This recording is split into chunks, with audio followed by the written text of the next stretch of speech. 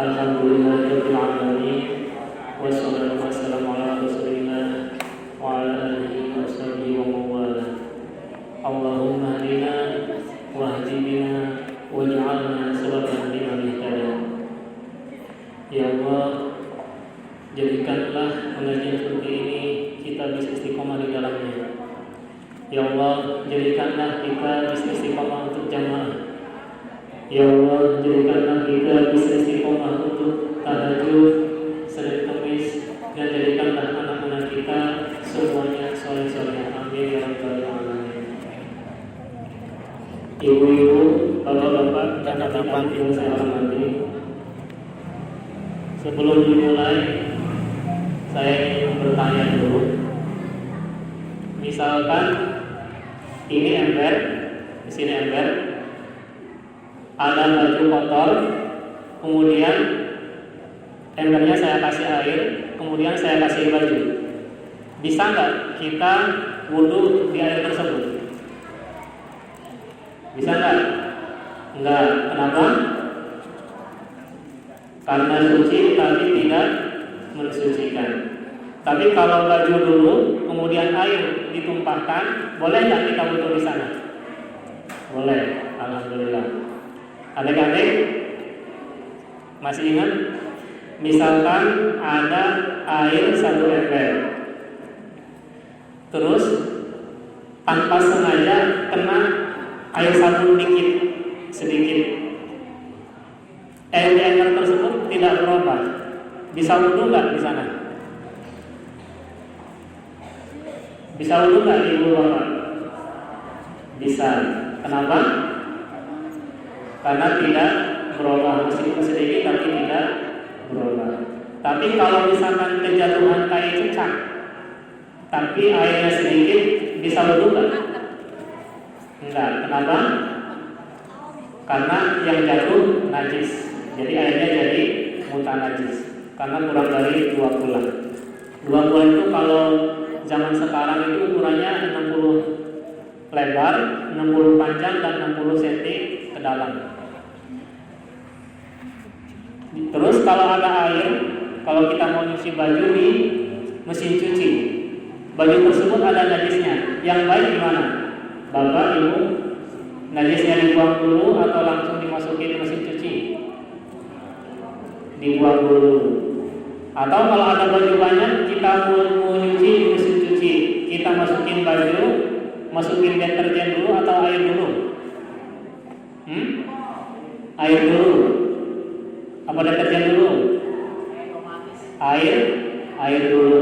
Jadi bagusnya tanpa deterjen dulu ya, air dulu, kita nyalain sebentar, kita pause, diberhentikan atau kita matikan, baru kita masukin deterjen, baru kita nyalain lagi. Untuk hati-hati ya.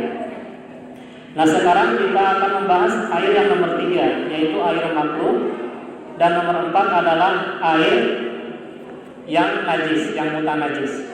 Kalau air makruh sepertinya tidak usah dijelaskan, karena air makruh itu di Indonesia saya sendiri belum pernah nemuin. Kalau di Mesir itu luar biasa panas. Kalau musim panas, saya pulang dari kuliah wudhu, itu airnya panas. Jadi kalau dipakai mandi juga nggak mau. Jadi harus disimpan dulu di ember, baru dipakai wudhu, baru dipakai mandi. Kalau di Indonesia sepertinya air yang makruh kita lewat. Selanjutnya kita akan berbicara tentang najis.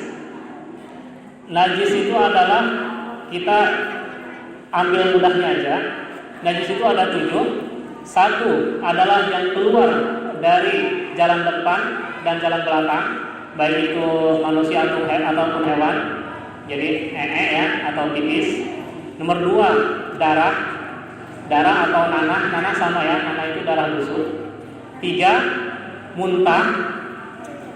4 babi dan keturunannya. 5 anjing dan keturunannya. 6 arak. 6 apa 7? 1 yang keluar dari jalan depan atau belakang.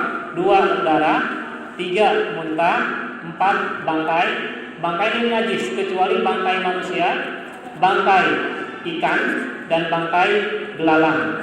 Jadi kalau bangkai ikan, bangkai belalang boleh kita makan, tidak usah disembelih. Kemudian babi dan keturunannya, anjing dan keturunannya, yang terakhir arak. Nah, arak di sini semua jenis yang memabukkan, yang cair. Jadi misalkan ada pil apa zaman sekarang itu yang memabukkan, ekstasi, itu jatuh di air 1 ember kan kurang dari 2 gula ya. Terus tidak berubah, berarti tidak najis. Tapi kalau kejatuhan arak itu najis. Kemudian kalau kejatuhan darah gimana? Air 1 ember kejatuhan darah najis atau tidak? Najis karena itu darah najis.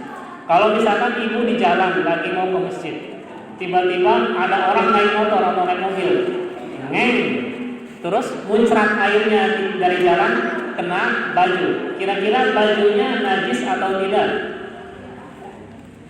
Bajunya najis atau tidak? Baru kalau kecepatan air, kira-kira kita mau ke masjid, posisinya kecepatan air, boleh nggak sholat di mukena atau baju tersebut atau sarung tersebut? Boleh tidak? Boleh, karena air di jalan itu tidak najis, kecuali terlihat jelas dengan mata kepala kita ada nya sapi misalkan habis kurban, jelas kan nya kelihatan, baru najis. Tapi kalau perkiraan, meskipun memang banyak tai ayam, tapi kan perkiraan, kita tidak lihat, berarti tidak najis. Atau misalkan di kamar mandi, handuk kita jatuh ke bawah, najis enggak? Kecuali kita lihat memang di bawahnya ada air kencing atau ada nya anak kecil, baru itu najis. Kemudian selanjutnya najis kayak anjing atau babi itu kan najis. Najis itu bisa pindah. Maksudnya kalau kita kena anjing atau kena babi, kita tuh jadi najis. Tapi syaratnya dua-duanya basah atau salah satunya basah. Kalau kitanya kering, anjingnya kering, babinya kering, tidak najis. Jadi misalkan ibu mau ke masjid, ada anjing lewat, gesrek mukena atau gesrek sarung, santai aja. Kalau kita yakin kering, ya sholat aja, gitu ya. Jangan ragu. Kemudian yang terakhir, najis itu dibagi 3. Yang satu namanya mukhaffafah. Ada yang tahu mukhaffafah? Najis ringan. Itu najis mukhaffafah itu adalah najisnya kencingnya atau nya bayi laki-laki belum 2 tahun dan belum makan apapun kecuali air susu ibu. Itu mukhaffafah. Jadi cara bersihnya, misalkan ada di lantai, tinggal didatangkan air, berarti itu sudah suci. Jadi tinggal dibuang airnya, tinggal dikeringkan. Jadi enggak ribet. Itu yang mukhaffafah. Yang kedua mughaladzah itu najis berat. Itu seperti yang tadi ya, anjing sama babi. Cara bersihnya gimana? Digosok 7 kali, salah satunya dengan debu, gitu ya. Yang terakhir itu mutawasito itu pertengahan. Jadi selain najisnya anak kecil tadi dan selain najisnya anjing dan babi. Cara bersihnya gimana? Misalkan ada nya kucing di sini atau tai cecak, tai pakai. Cara bersihnya tinggal dibuang ininya, najisnya. Misalkan ini najis, dibuang aja, pakai lap, pakai tisu, dibuang, set. Berarti kan ini sudah tidak terlihat warnanya, baunya sudah tidak terasa kan? Berarti itu namanya najis hukmiyah. Najis tapi hukmiyah itu bisa 2 cara, bisa kita cepretin air atau langsung dilap kedua. Itu sudah suci. Dalilnya apa? Kok dilap suci? Dalilnya itu zaman dulu kan orang Islam itu selalu berperang. Kalau berperang itu kan bunuh orang kafir. Ada darah kan? Darah najis tidak? Najis tidak darah? Mas Ihsa, darah najis tidak? Najis. Berarti kan pedangnya najis. Ternyata cara bersihin pedangnya itu tidak pakai air digerojok, cukup dikeringkan pakai baju atau pakai sejenisnya. Jadi cuma habis itu langsung sholat. Jadi kalau ada tai ayam, tai cecak dan sebagainya di rumah, jangan langsung nyelap semua. Najisnya dulu dibuang, baru setelah dibuang kita angkat kedua kali, nanti biar kering dulu, baru kita pel semua. Kemudian sekarang kita lanjut ke pembahasan selanjutnya, yaitu mengenai kebersihan hati. Sesungguhnya gaya hidup itu erat sekali kaitannya dengan cara kita memandang hidup. Dengan kata yang lebih sederhana, bagaimana kita memandang hidup, itulah hidup. Contohnya anak kecil seumuran Zio atau Rezas atau yang anak masih 5 tahun ke bawah. Biasanya anak seperti itu kalau kita atau Pak Haji Pati nawarin mau mobil-mobilan atau mobil beneran, kira-kira jawab yang mana? Mobilan, karena cara pandangnya dia main. Pokoknya hidup itu untuk main. Padahal kan kalau nawarin saya milih mana?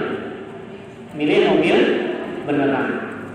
Gede dikit seumuran saya, seumuran Mas Ardan, Mas Furqon, beda lagi, dunianya bukan mainan. Ada yang belajar, ada yang kerja, ada yang ngaji, ada yang kerja sambil belajar bantu orang tua. Itu sudah berubah lagi, dunianya agak banyak. Besar lagi dikit sudah nikah, beda lagi. Ternyata yang sudah nikah biasanya malas belajar, biasanya kerja. Kalau nggak kerja, ya ibadah. Kalau nggak ibadah kerja, ya nonton bola, beda lagi.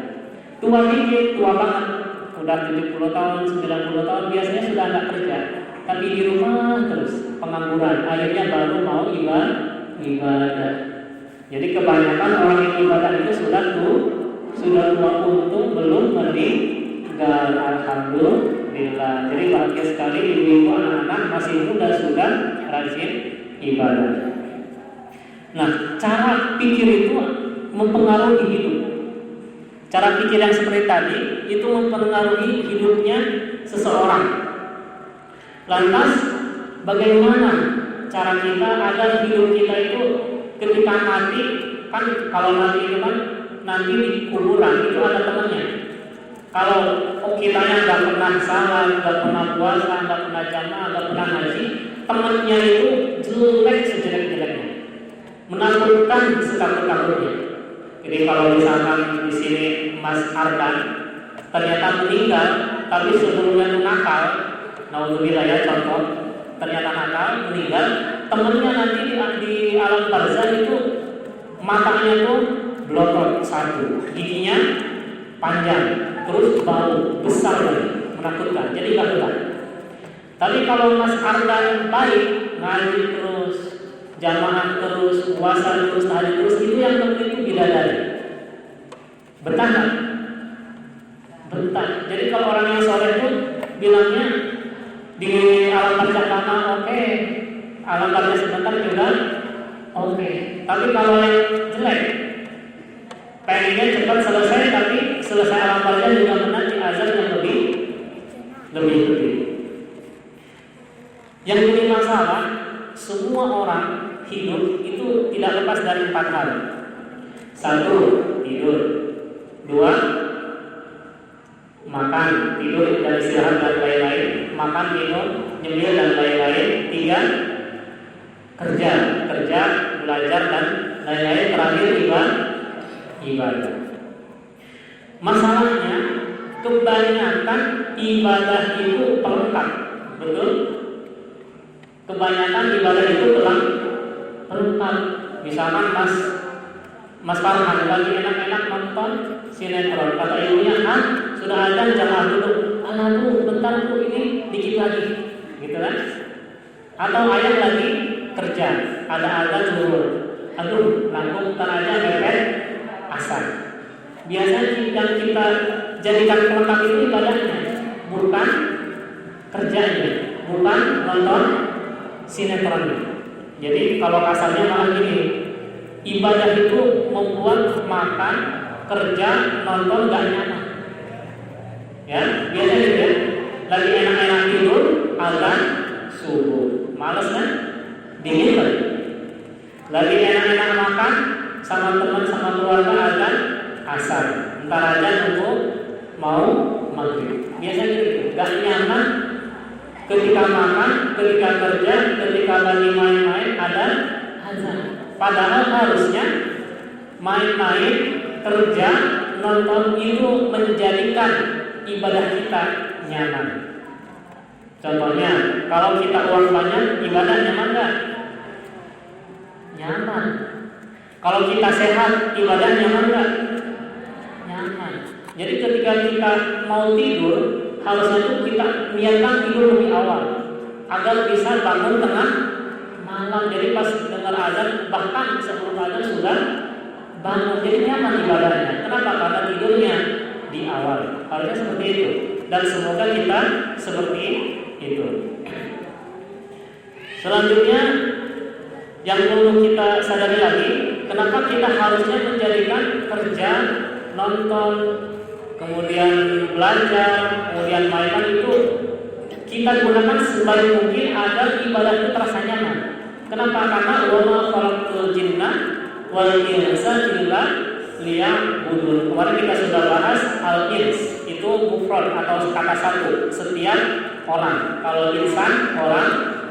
Jadi saya tidak menciptakan jin dan satu pun manusia kecuali untuk beribadah. Jadi satu pun. Jadi kita ibadah itu tak bisa diwakilkan.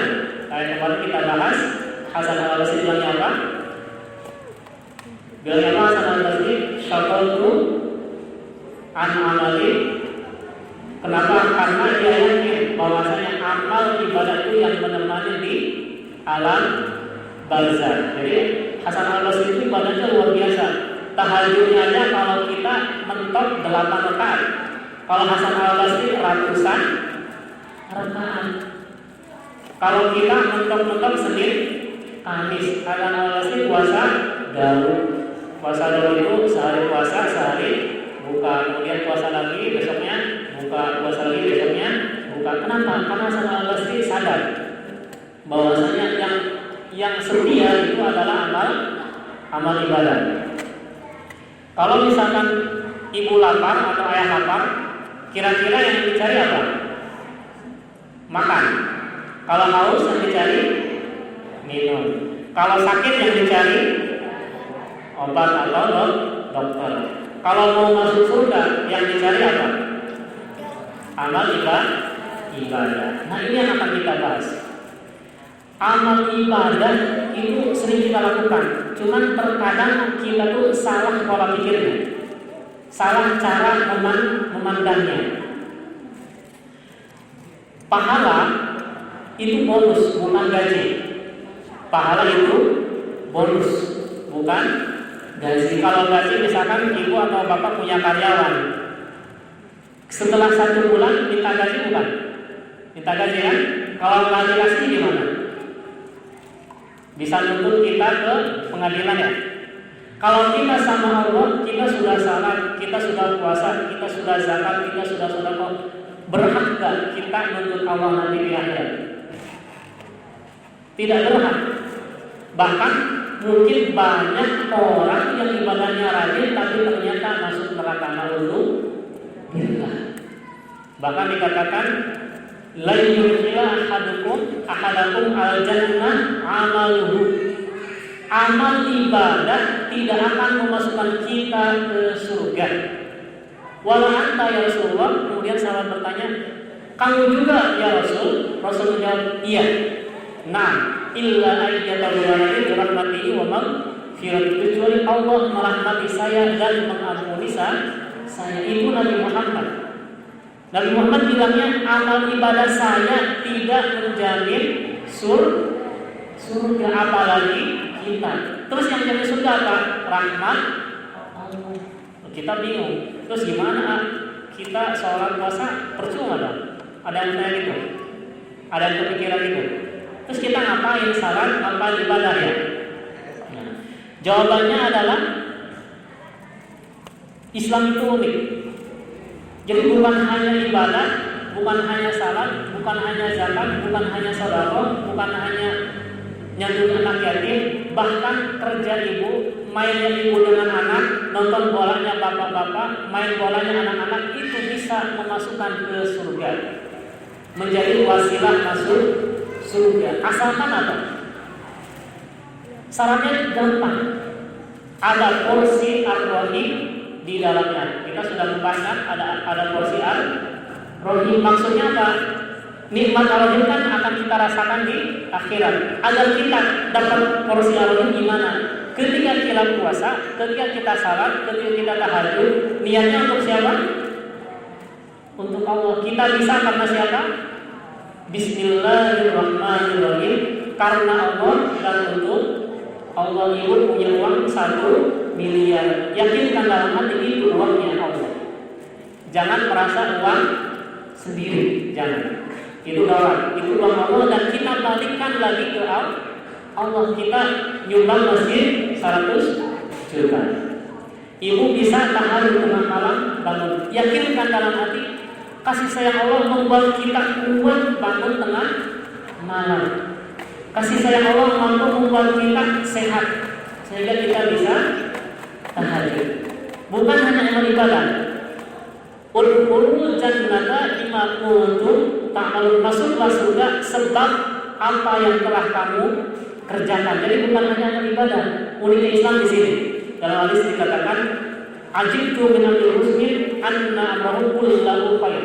Saya takjub dengan orang-orang Islam, dengan orang-orang beriman. Semuanya baik, semuanya. Ngobrolnya baik, tidurnya baik, makannya baik, jalan-jalan ke mallnya baik. Asalkan apa? Kita niatkan untuk ibadah.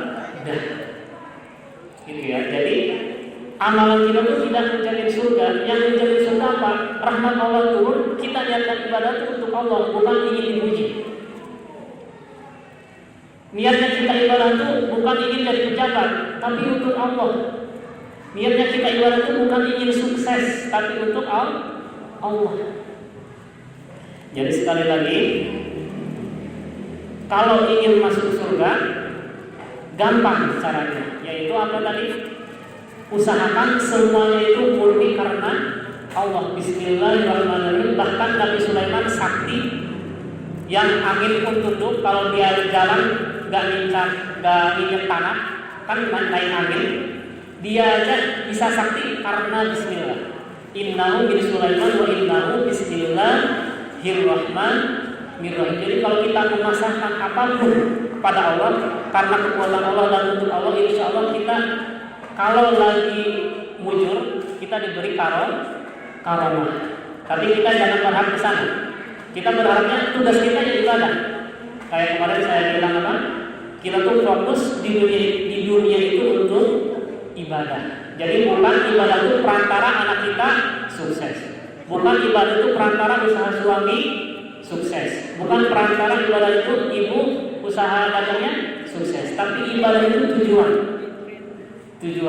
Jadi suksesnya ayah, suksesnya anak, suksesnya ibu itu hanya perantara untuk menunjang ibadah. Bukan ibadah dijadikan agar anak saya sukses. Kalau anak nggak sukses, nggak ibadah ya.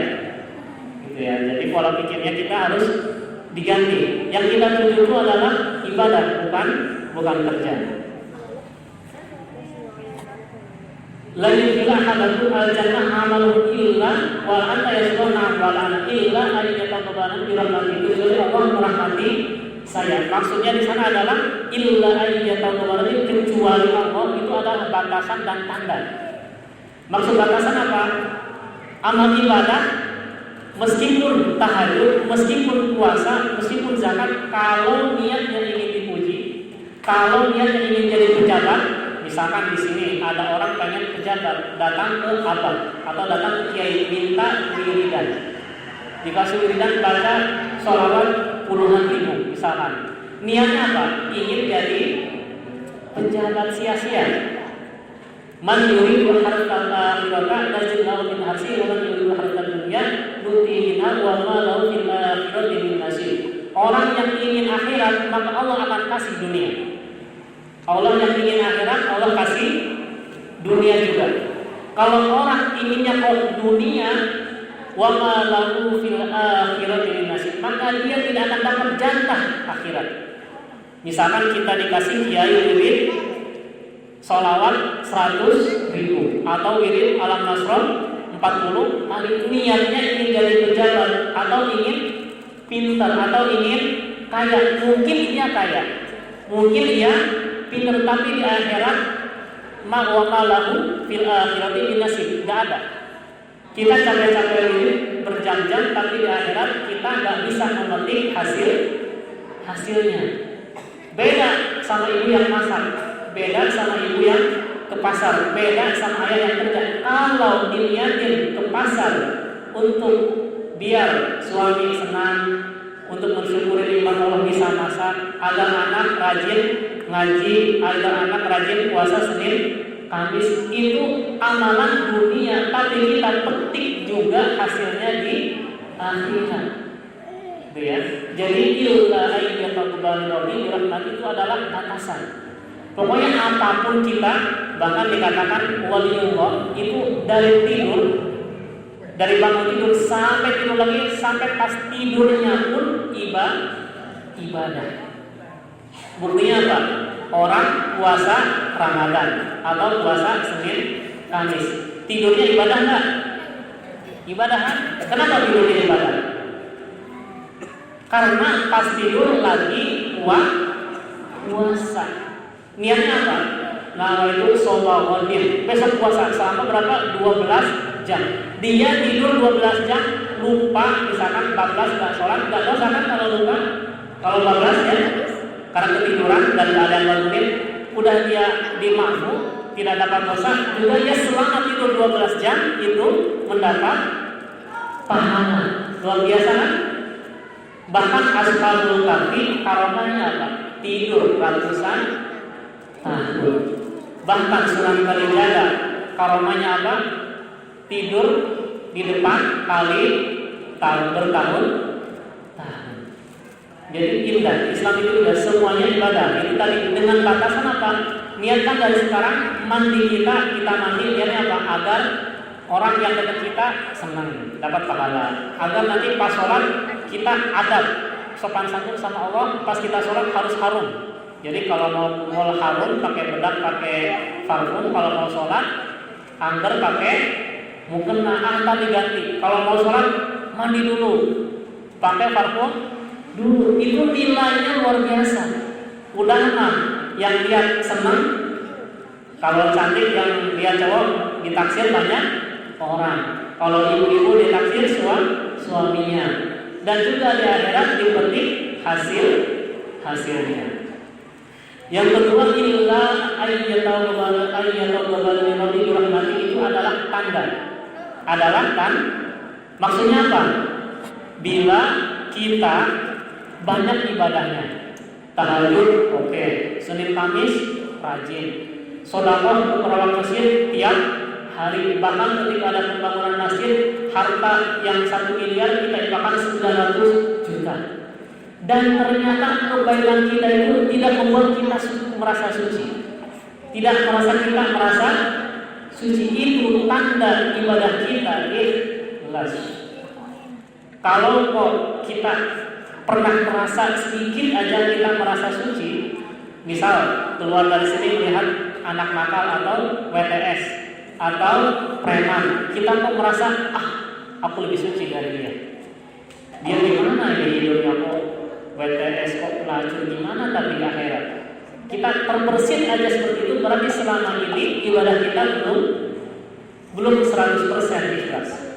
Jadi kalau ibu makin rajin, anak-anak di sini makin rajin, dan ternyata semakin rajin semakin merasa diri hina, berarti itu tandanya selama ini ibadahnya ikhlas. Saya kasih tahu trik agar kita merasa hina. Tahu Hajar Aswad ibu? Bapak tahu Hajar Aswad? Warnanya apa? Hitam. Mas Fadil tahu hati? Enggak tahu. Mas Fana tahu hati? Hati tahu? Warnanya apa hati? Hitam. Warnanya hitam. hitam itu identik dengan kotor, atau hampir semua orang mengartikan hitam itu kotor. Dan sudah semestinya kita itu merasa hina dan banyak dosa. Kenapa? Karena hati kita kotor. Kita tuh harusnya merasa hina dan banyak dosa. Karena itu harusnya setiap saat kita tahu taubat. Itu Jadi harusnya setiap saat kita taubat. Jadi taubat itu jangan nunggu tengah malam tahajud baru taubat astagfirullahaladzim 10 kali. Jangan taubat itu nunggu salat 5 waktu baru taubat astagfirullahaladzim. Tapi dari sekarang usahakan kalau ingat astagfirullahaladzim, atau paling tidak sholat kita taubat setiap saat. Itu.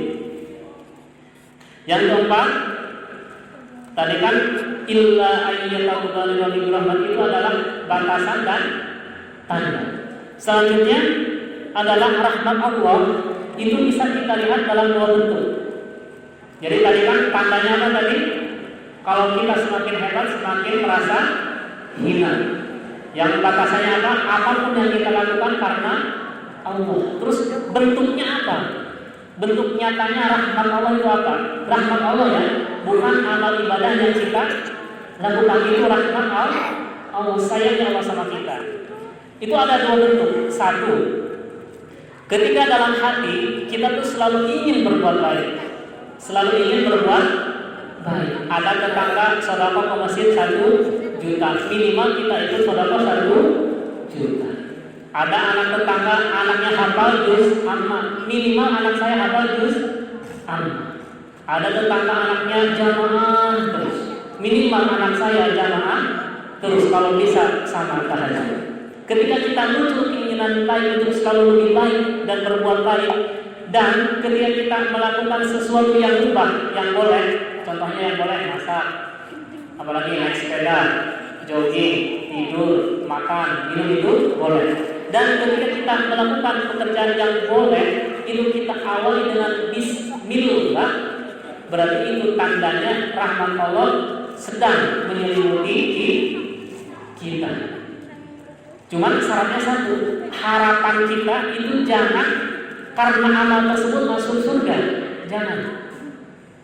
Tapi harapannya apa? Harapannya itu Allah sayang kita, Allah ridho sama kita karena kita mengikuti perintahnya.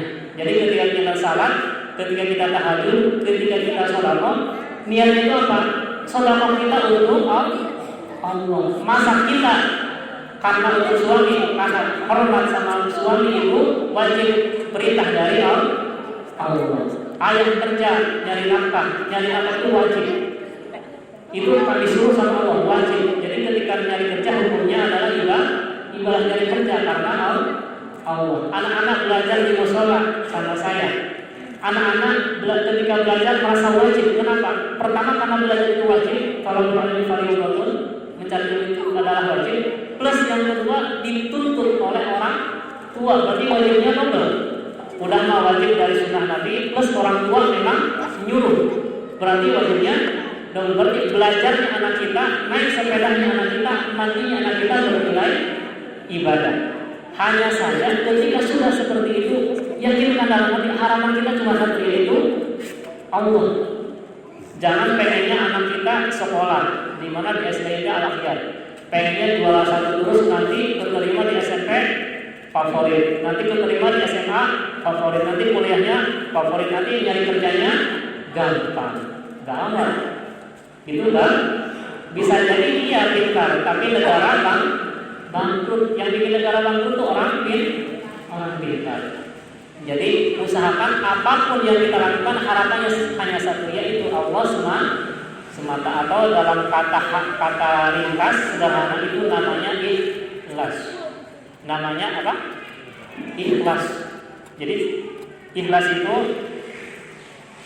itu adalah contohnya yang simpel ya. Ikhlas itu gimana? Misalkan ibu atau bapak atau anak-anak lagi naik sepeda motor atau naik mobil, ada kucing lewat di jalan raya, kita berhenti, mempersilahkan kucing lewat. Kira-kira setelah kita mempersilahkan kucing lewat, terus kita jalan, kita ingat gak kita pernah memberikan kesempatan kucing lewat sehingga kita berhenti selama 5 menit? Ingat gak? Gak ingat kan?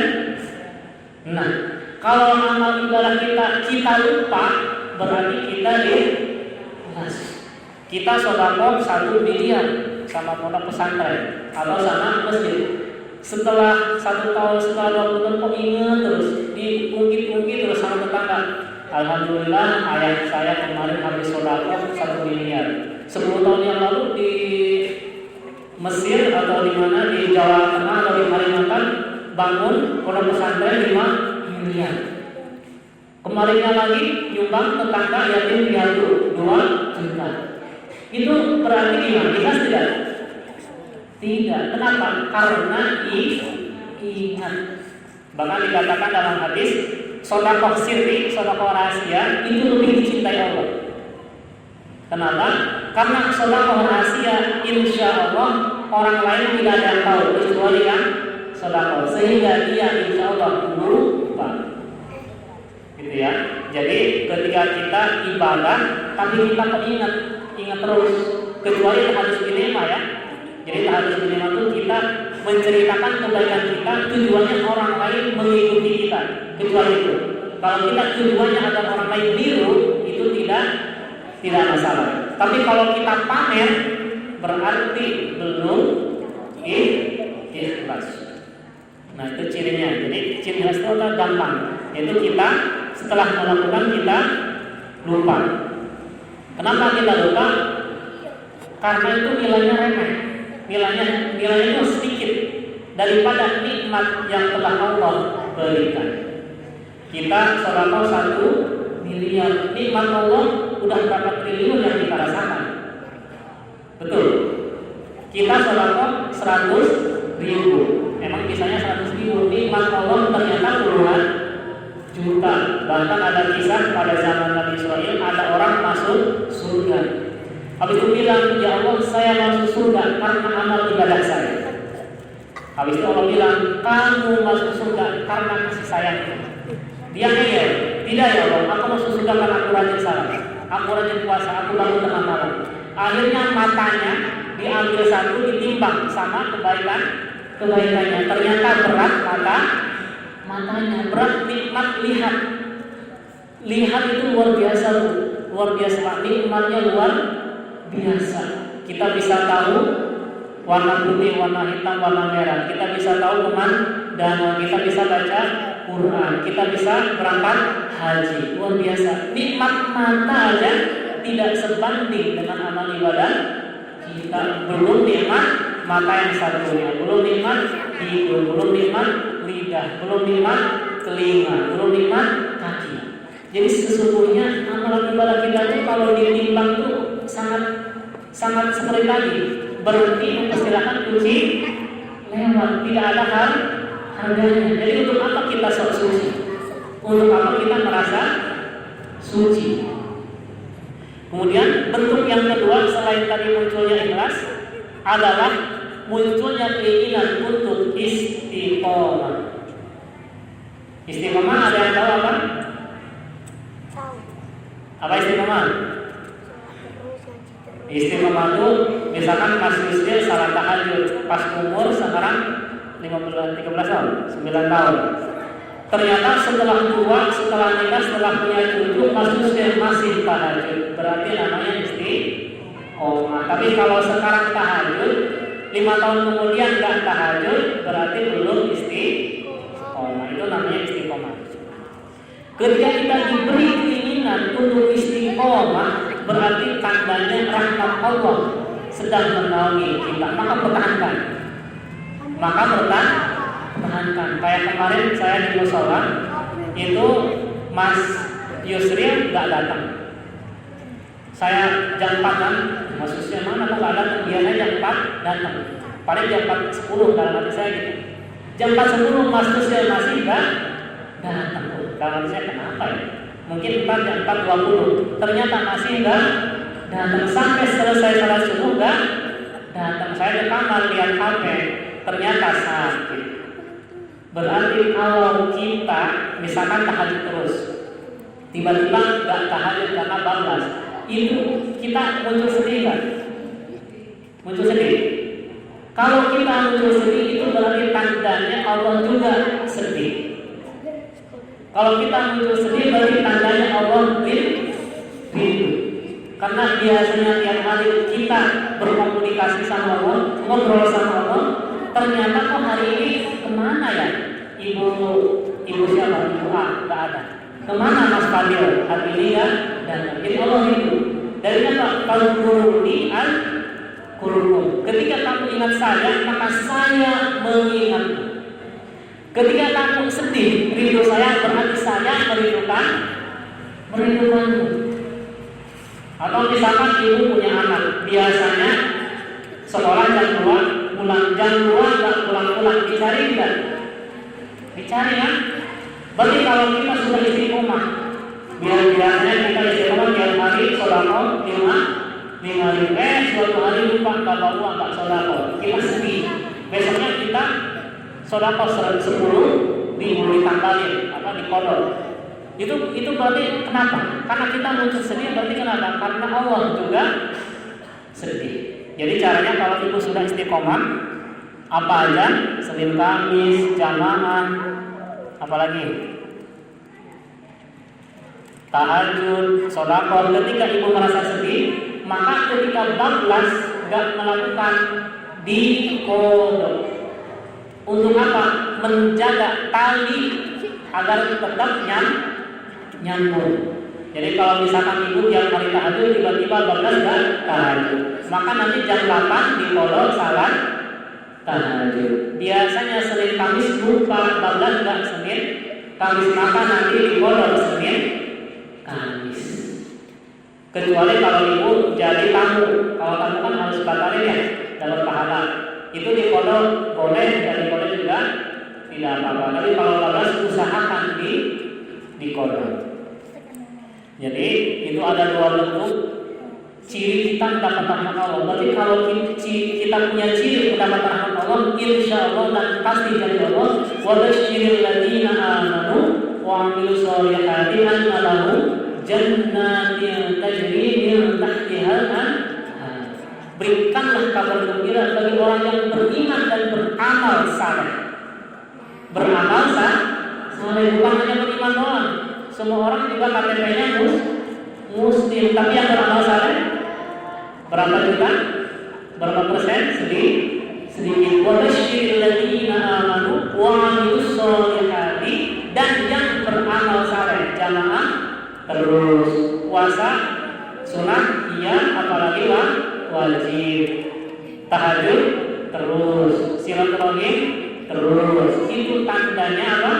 Anna lahu jannatin, bahwa dia memiliki tiket surga. Alhamdulillah, dan surga kita adalah salah satu orang yang akan masuk surga. Amin ya rabbal alamin. Tetapi ingat lagi satu hal lagi, jangan meminta surga, tapi yang kita minta adalah Allah dan ridhonya.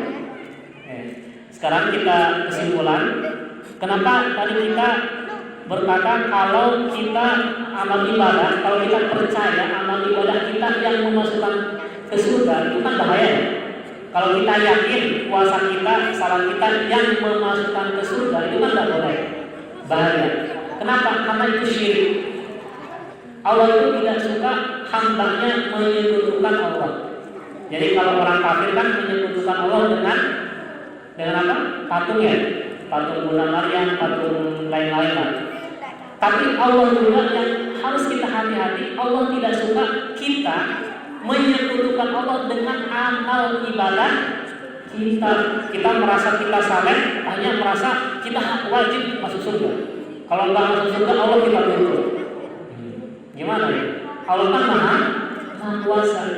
Jadi sekali lagi ingat-ingat, amal ibadah itu wajib dan pahala itu bonus, bukan kan gaji. Jadi kalau yang berkata, waliullah berkata, in yu'aqab fa bimahdir, tapi wa in yu'adab fa bimahdir adli. Jadi apabila kita diberi ganjaran, diberi pahala, itu murni karunia Allah, murni pemberian Allah. Apabila kita disiksa, itu karena keadilan Allah. Jadi aslinya kita itu layaknya disiksa, bukan layaknya masuk surga. Kemudian kesimpulan yang nomor 2 adalah Imam Ibnu Athaillah dalam kitabnya kita berkata, min alamatil i'timadi ala amal nuqsanir raja' ila nuzul zalat. Salah satu tanda kita mengharapkan bersandar kepada amal ibadah yang tadi itu adalah ketika kita berbuat dosa kita putus asa. Misalkan di sini ibu punya anaknya tuh nakal luar biasa, diomongin sama ibu nggak bisa, sama ayah nggak bisa, sama ustaz nggak bisa, nakal luar biasa. Ibu putus asa. Ya Allah, anak saya mungkin nanti masuk neraka, gimana ya Allah? Tapi ibu nggak bisa makan. Jangan gitu. Berarti kalau ibu seperti itu, ibu berkeyakinan bahwa amal ibadah yang memasukkan anak ibu ke surga. Padahal yang memasukkan anak ibu ke surga itu bukan amal ibadah, tapi rahmat Allah. Bisa jadi karena ibu tulus berdoa, ayah tulus berdoa, pas anaknya tua tiba-tiba insaf sendiri. Jadi yang memasukkan surga itu adalah doa ayah dan ibu. Dalam kisah Nabi Khidir, ketika Nabi Khidir didatangi Nabi Musa untuk berburu, Nabi Khidir kan membunuh anak kecil. Ternyata diperintah Allah, karena kalau anak kecil tersebut besar, nanti ketika besar menjadi penjahat. Jadi Allah mengutus Nabi Khidir untuk membunuh anak kecil. Nabi Musa bertanya, wahai Khidir, kamu kok bunuh anak? Kan dia belum punya dosa. Akhirnya Nabi Khidir berkata, anak tersebut adalah anaknya orang soleh. Allah memerintahkan saya untuk membunuhnya, karena kalau sudah besar menjadi penjahat. Berarti anak soleh tersebut masuk surga bukan karena amal ibadahnya, tapi masuk surga karena Allah sayang. Kenapa Allah sayang? Karena dulu ayah ibunya saleh. Gitu ya.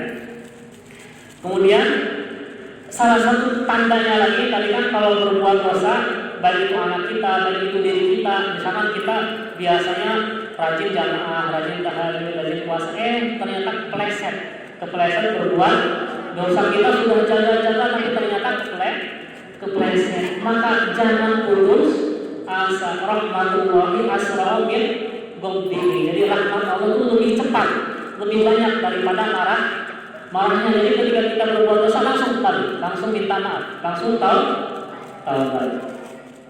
Salah satu tandanya lagi, orang yang bersandar kepada amal ibadah adalah merasa bangga dengan tahajudnya, merasa bangga dengan sedekahnya, merasa bangga dengan kepintarannya, merasa bangga dengan jabatannya, merasa bangga dengan kekayaannya. Itu tandanya bersandar kepada selain Allah. Misal Mas Pano sama Mas Tio bersandar sama tembok. Kalau temboknya hancur untuk jatuhkan, jatuh. Kalau ibu membanggakan kekayaan, suatu saat bangkrut, kira-kira ibu atau ayah putus asa tidak? Putus asa. Jadi makanya kita sandaran hanya satu, Allahus Samad. Hanya Allah zat yang kita bergantung kepadanya. Jadi bergantung hanya kepada Allah, bukan kepada uang, bukan kepada jabatan, bukan kepada bos, bukan kepada suami, bukan kepada anak, hanya kepada Allah. Kemudian kesimpulan terakhir adalah bagaimana cara kita menjaga rahmat Allah tersebut. Kita sudah ikhlas, kita sudah istiqomah, dan alhamdulillah semoga bertahan. Gimana caranya? Jangan pernah sekalipun merasa bangga, tapi bahagialah. Karena kita diberi kesempatan dan kekuatan untuk beribadah. Kita harusnya merasa bahagia, bukan bangga. Kita diberi sehat, kita bahagia, kita jamaah. Kita diberi sehat, kita bahagia, kita menghadiri pengajian. Kita diberi sehat, kita bahagia, kita silaturahmi. Kita diberi sehat, kita bahagia, kita puasa Senin Kamis. Kita dikasih sehat, kita bahagia, kita salat sunnah Jadi kita bayar, kita punya kesempatan. Karena banyak di sana orang yang pengen tahajud, pengen salat sunah rawatib, pengen puasa tapi sakit, nggak bisa puasa, nggak bisa soal karena apa? Nggak kuat, nggak bisa sakit. Itu aja dari saya hari ini. Kurang lebihnya mohon maaf. Assalamualaikum warahmatullahi wabarakatuh. Atau barangkali ada